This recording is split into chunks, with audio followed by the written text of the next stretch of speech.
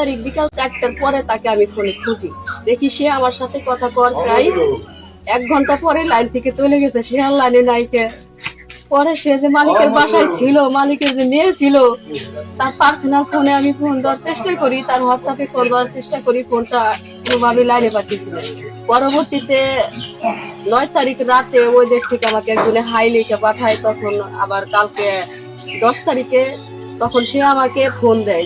তখন বলে কি সে যে এলাকায় ছিল ওই এলাকার ওই বিল্ডিং এ মিসাইল মারা হয়েছে, ওই ফ্যামিলিতে 7 জন মানুষ ছিল, তারা সবাই মারা গেছে। দীপালের মৃত্যুর খবরে অঝরে কাঁদছেন তার বোনেরা।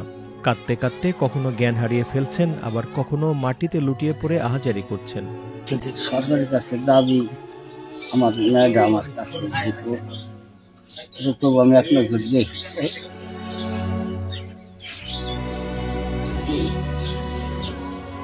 9 এপ্রিল থেকে দীপালের সঙ্গে যোগাযোগ করতে স্বজনেরা বিভিন্ন মাধ্যমে চেষ্টা করলেও ব্যর্থ হন। পরে দেশটিতে অবস্থানরত এক স্বজনের মাধ্যমে তার মৃত্যুর খবর পায় পরিবার।